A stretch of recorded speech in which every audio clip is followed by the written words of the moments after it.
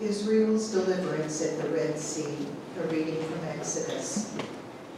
As Pharaoh drew near, the Israelites looked back, and there were the Egyptians advancing on them. In great fear, the Israelites cried out to the Lord. They said to Moses, "Was it because there were no graves in Egypt that you have taken us away to die in the wilderness? What have you done to us, bringing us out of Egypt? Is this not the very thing we told you in Egypt? Let us alone and let us serve the Egyptians. For it would have been better for us to serve the Egyptians than to die in the wilderness." But Moses said to the people, "Do not be afraid, stand firm, and see the deliverance that the Lord will accomplish for you today. For the Egyptians whom you see today, you shall never see again. The Lord will fight for you, and you have only to keep still." Then the Lord said to Moses, "Why do you cry out to me? Tell the Israelites to go forward. But you lift up your staff and stretch out your hand over the sea and divide it, that the Israelites may go into the sea on dry ground. Then I will harden the hearts of the Egyptians, so that they will go in after them. And so I will gain glory for myself over Pharaoh and all his army, his chariots, and his chariot drivers. And the Egyptians shall know that I am the Lord, when I have gained glory for myself over Pharaoh, his chariots, and his chariot drivers."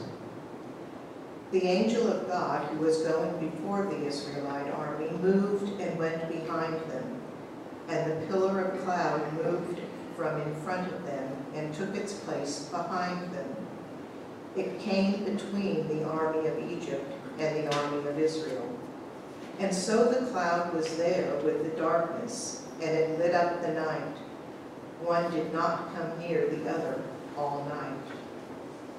Then Moses stretched out his hand over the sea.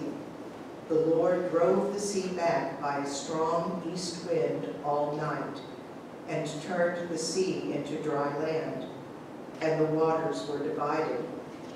The Israelites went into the sea on dry ground, the waters forming a wall for them on their right and on their left. The Egyptians pursued and went into the sea after them, all of Pharaoh's horses, chariots, and chariot drivers.